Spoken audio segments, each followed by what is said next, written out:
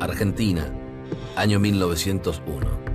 Miles de trabajadores organizados reclaman por las pésimas condiciones en las que viven y trabajan. La inmigración masiva y la diversidad de orígenes ponen en crisis las estructuras tradicionales. Surge la necesidad de una institución que imparta a las nuevas generaciones de argentinos ideales de nación y patria.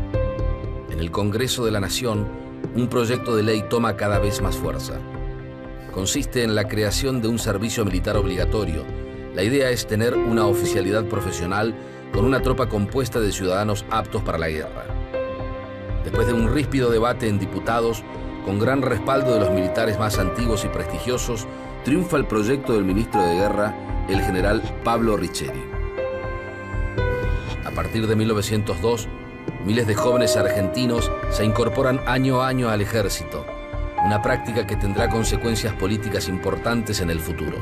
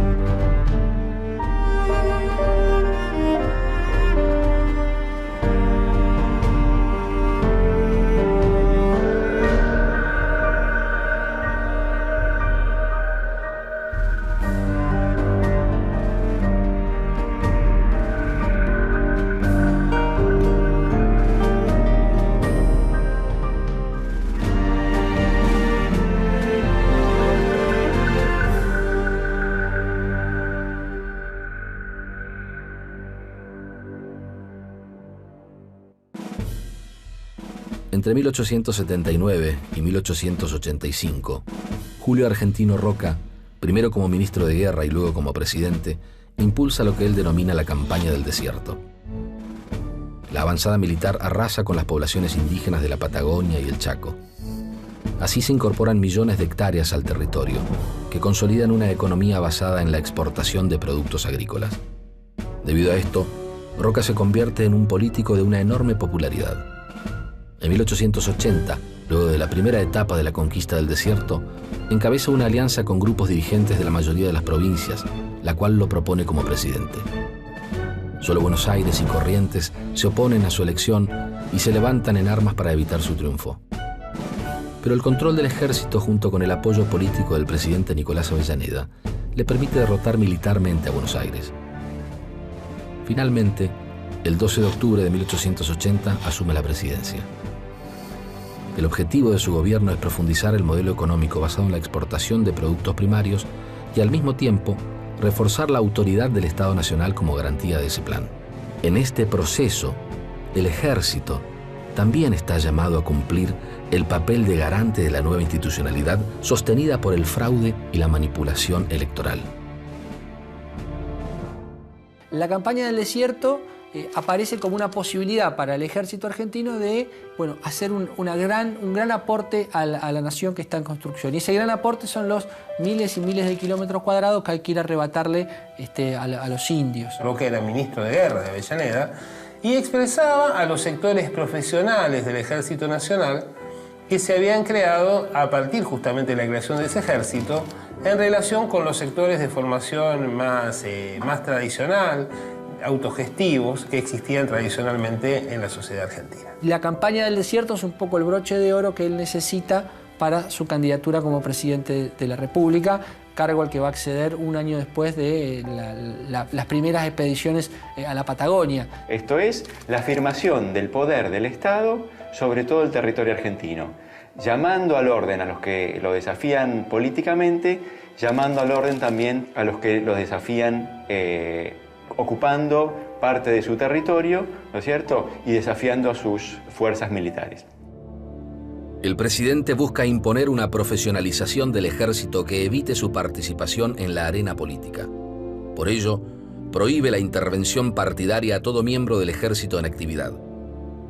Pero el camino de esta modernización no se plantea como algo fácil. Los grupos políticos del momento y las fuerzas militares comparten los mismos apellidos. Con Con igual objetivo, disuelve las milicias y transforma las guardias nacionales bajo control de cada provincia en reservas del ejército profesional. Roca se propone terminar con la lucha violenta por el poder entre los distintos grupos de la clase dirigente, creando un partido que los unifica a todos y cerrándoles la posibilidad de recurrir a las armas de los militares para imponerse unos a otros. Se inicia entonces una estrategia de cooptación mediante nombramientos, subsidios materiales y el desarrollo de obras públicas en las provincias. Aquellos que no aceptan la unanimidad y recurren a la violencia obtienen como respuesta inmediata la represión estatal mediante el uso del ejército. Desde 1886 es Miguel Juárez Celman, cuñado de Roca, quien preside el país. Hacia 1890 la hegemonía del grupo gobernante parece estar consolidada y los grupos desplazados no ven otra alternativa que la revolución. Civiles y militares, como el general Manuel Campos o el coronel Mariano Espina, simpatizantes de la Unión Cívica, participan de la Revolución del Parque que estalla en julio de 1890. Luego de 4 días de combate, las tropas leales, al mando del ministro de Guerra Nicolás Levalle, logran finalmente aplacar a los rebeldes. El ejército va a ser dividido, es decir, va a entrar y va a participar en los dos bandos.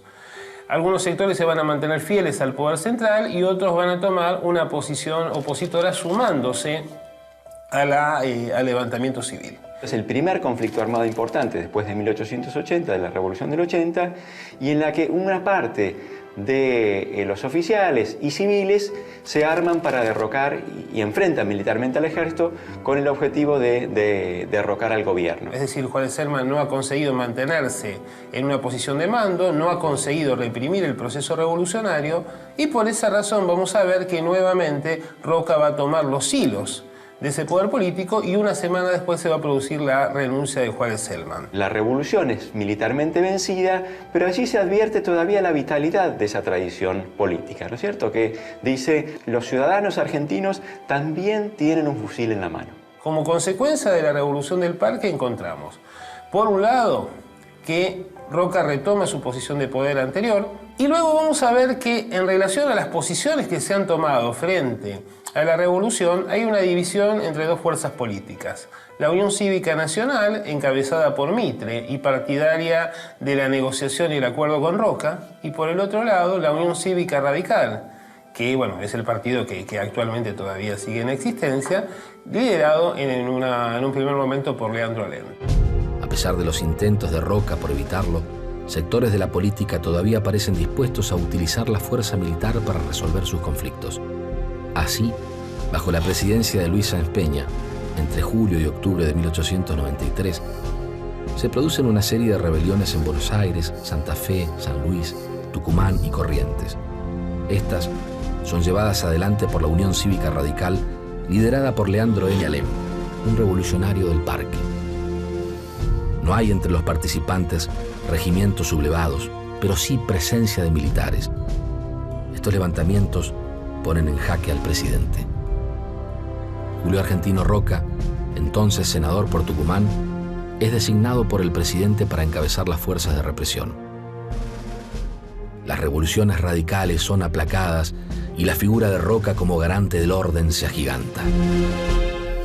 Hacia 1898, la maquinaria electoral del roquismo se pone en marcha. Los logros de la primera presidencia de Roca, el éxito al enfrentar las revoluciones radicales y los temores de un conflicto con Chile por el canal de Beagle permiten que su candidatura se imponga casi sin oposición. El país que le toca gobernar es muy distinto al de su primera presidencia y eso es obra de la transformación iniciada por él mismo en 1880. Uno de los cambios más notables es la consolidación de un movimiento obrero en su mayoría conformado por extranjeros, en el que predominan las ideas socialistas y anarquistas. Desde el comienzo de su segunda presidencia, Roca ubica el tema de la cuestión social en el centro de la escena política. La construcción de nuevas escuelas en zonas obreras, el acercamiento a la iglesia mediante la firma de un concordato o el intento de regular el mercado laboral con un código de trabajo son algunas de las medidas preventivas que se impulsan en este periodo. Pero, junto Junto a estas medidas, se sanciona la ley de residencia, que prohíbe a los extranjeros participar en política bajo pena de expulsión del país. En esta encrucijada, el ejército vuelve a ocupar un lugar central como defensor del orden social vigente.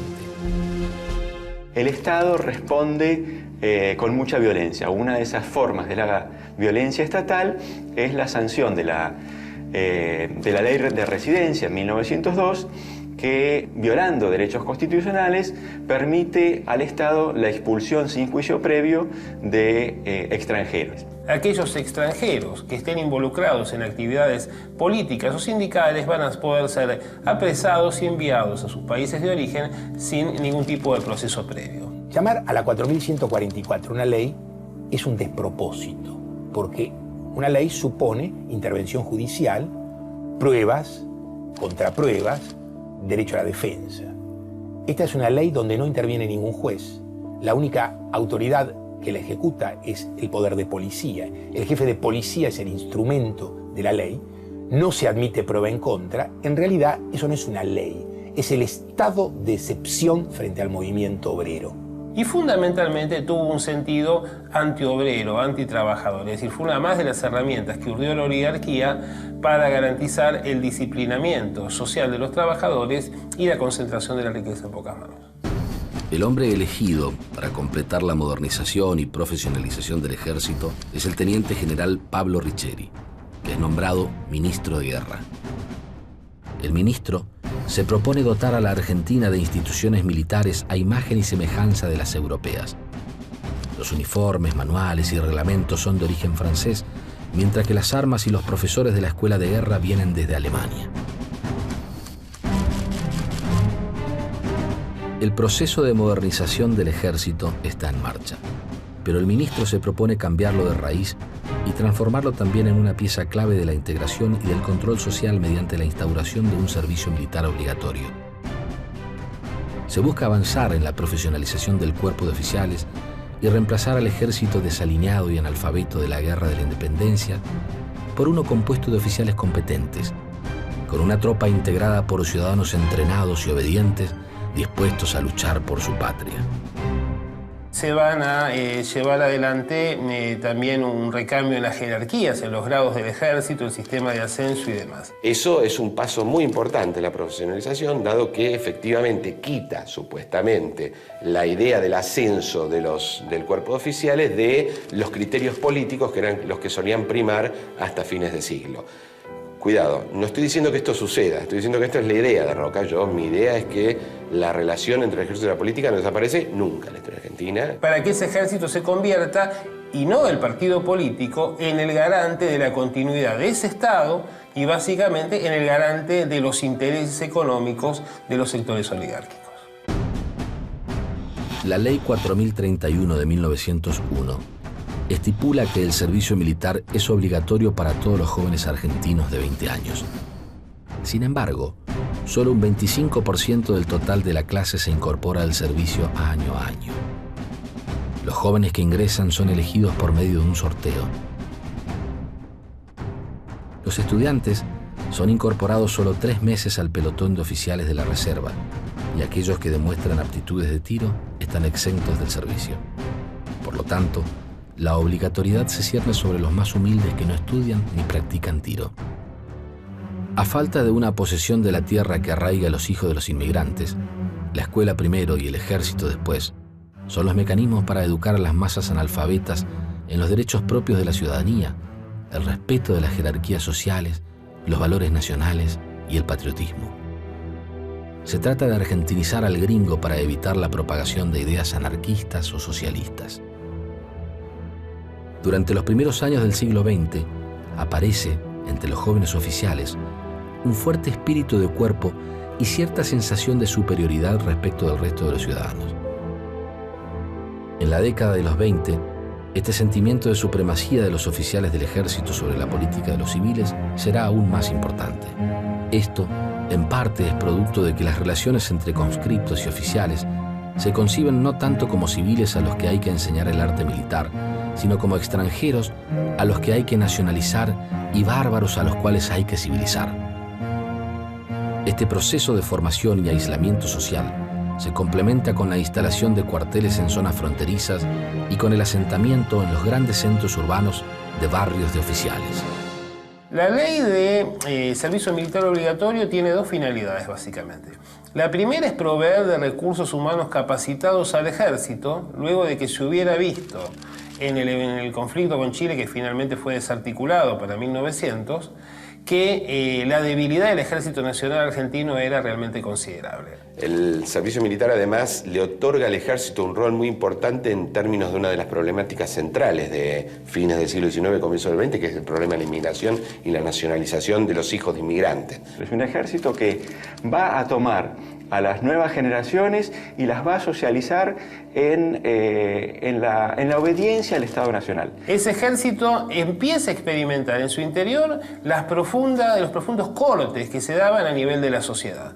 Por un lado, entre los reclutas, que eran fundamentalmente proletarios; por el otro lado, los mandos intermedios, vinculados con la Unión Cívica Radical y que eran referente permanente; y por el otro lado, las clases altas, que conservaban las jerarquías más importantes. Lo que uno ve en el caso argentino es que ni la tentación, digamos así, de modernización, ni la tentación de convertir al ejército en el líder de un proyecto político ocupan un lugar fundamental. Acá hay que destacar que el interés de Roca de profesionalizar el ejército a través de la gestión de Riccieri tiene un alcance relativo, porque si bien efectivamente se va a profesionalizar de alguna manera a los sectores, a las jerarquías más elevadas, de hecho el ejército no puede permanecer al margen de lo que son las tensiones sociales y los procesos sociales y políticos que se dan en la sociedad argentina. Irigoyen es presidente. En 1916, el escenario político cambia cuando llega la Unión Cívica Radical al poder de la mano de Hipólito Yrigoyen. En este periodo se produce una lenta y progresiva politización del ejército, producto de las decisiones tomadas por los gobiernos radicales. Yrigoyen decide romper con la tradición de nombrar a un militar como ministro de guerra y designa en ese puesto a un hombre de su confianza, pero sin ninguna experiencia en el tema. La dinámica de los ascensos se politiza. Se premia a notorios radicales en desmedro de los candidatos más capaces según la Junta de Calificación. Sin embargo, el gobierno de Yrigoyen sigue haciendo uso de las fuerzas para ciertas misiones civiles. Los militares tienen a su cargo la extracción de petróleo en Comodoro Rivadavia, el relevamiento de tierras fiscales y la comandancia de las fuerzas policiales en provincias intervenidas por el Poder Federal. Además, cuando la policía no da abasto, el ejército se encarga de reprimir las huelgas obreras. La Semana Roja de 1909, la Semana Trágica de 1919 y la Patagonia Trágica entre 1921 y 1922, si bien ocurren bajo gobiernos de distinto signo político, son hitos en el uso represivo de las fuerzas sobre los trabajadores. Dentro de la fuerza, un grupo de militares descontentos con Yrigoyen, entre los que se destacan Agustín Pedro Justo, levanta la bandera de la profesionalización. La oposición militar se organiza de forma clandestina en logias de oficiales que se proponen evitar la politización de la fuerza y el debilitamiento de las jerarquías. Pero en realidad, se trata de un problema político. Estos grupos se alinean al discurso de los opositores de Yrigoyen. En 1922, Marcelo Torcuato de Alvear llega a la presidencia y decide romper con la política militar de su antecesor. Confía los ministerios de Marina y de Guerra a militares representativos de sus fuerzas, el almirante Domecq García y el coronel Agustín Pedro Justo. La primera visita que hace como presidente es al círculo militar. Como ministro de Guerra, Justo pide al presidente que no nombre militares en las intervenciones federales y prohíbe a los miembros del ejército en actividad toda participación en política. Con la excusa de la disciplina, logra dejar fuera del ejército a aquellos hombres ligados al yrigoyenismo. Al mismo tiempo, dentro de la fuerza, se consolida un pensamiento que relaciona la industrialización con la defensa nacional. Los gastos militares crecen. El presidente Alvear coloca al coronel Enrique Mosconi al frente de YPF y con esta decisión profundiza la relación de la fuerza con el petróleo. Bajo la administración de las Fuerzas Armadas, YPF se vuelve un símbolo de independencia económica y soberanía política. Las medidas impulsadas por el ministro de Guerra hacen que se ubiquen como un referente de la oposición anti-irigoyenista. Esto produce que intelectuales y políticos conservadores, imposibilitados de vencer al radicalismo en las urnas y en un contexto de revoluciones mundiales, comiencen a ver al ejército como la única herramienta capaz de contener la demanda social, provenga de radicales, socialistas, comunistas o anarquistas. En 1928, los anti-irigoyenistas no logran impedir que Irigoyen vuelva al poder y este asume nuevamente la presidencia. En este segundo mandato, nombra ministro de Guerra al teniente general y ferviente radical Luis de Lepiane. Él fue quien lideró la represión obrera en 1919. Nuevamente los militares radicales se ven beneficiados con los ascensos, pero son pocos los ligados a Justo que pasan a disponibilidad.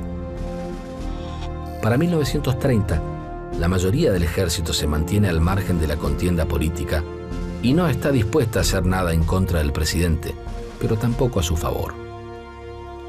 Sin embargo, dos importantes militares encabezan una conspiración contra el gobierno: Agustín Pedro Justo y José Félix Uriburu. Finalmente, el 6 de septiembre de 1930, deponen a Irigoyen mediante un golpe de Estado.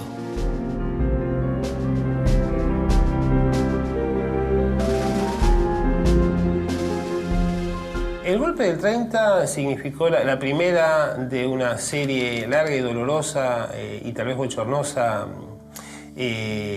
conjunto de interrupciones del poder político civil a manos de un ejército argentino o de las Fuerzas Armadas que oficiaron como instrumento de los intereses de los sectores oligárquicos.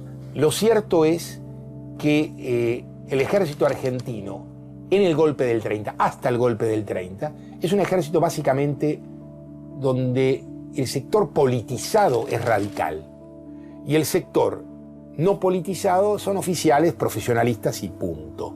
Para el radicalismo irigoyenista, por ejemplo, esa historia de revoluciones era una historia muy sentida, digamos, ¿no? Irigoyen varias veces intentó derrocar gobiernos utilizando el ejército. Por supuesto que el problema es que en 1930 el ejército ya no es el mismo que en el de 1905, entre otras cosas, porque ha sido cruzado por el proceso de modernización. Entonces aquí vemos naturalmente una gran complicidad de la oligarquía, que es la que instiga el golpe, de Uriburu, que se pone a cargo, y básicamente del propio radicalismo de Irigoyen, que en lugar de confrontar y dar la batalla para consolidar las instituciones, decide un camino que luego va a ser bastante reiterado en el caso de esta fuerza política, que es el de terminar su gestión de manera anticipada. La relación entre el ejército y la política no desaparece nunca en la historia argentina, por lo menos en el siglo XX. Todo el tiempo existe la idea de que el ejército debe ser una corporación ajena al mundo de la política, entendiendo por política el conflicto partidario, no en el sentido amplio, sino en el sentido más estrecho de la política, y sin embargo eso no sucede de ninguna manera. Desde 1880 y hasta 1930, la relación entre el ejército y la política está atravesada por el intento de construir una fuerza moderna y despolitizada. Pero, si bien los avances en la modernización son indiscutibles, no ocurre lo mismo con la despolitización, que parece quedar a mitad de camino. Así, en 1880, el ejército posibilita el acceso de Roca al poder, y en las revoluciones de 1890, 1893 y 1905 son muchos los militares participantes. Con el irigoyenismo, la politización se embandera bajo la defensa de la independencia política de la fuerza, que sin embargo lleva a muchos militares, con Justo a la cabeza, a ser parte de la oposición. En 1930 se inicia una nueva etapa con un golpe de Estado que pone a sus dos principales jefes como salvadores de la patria.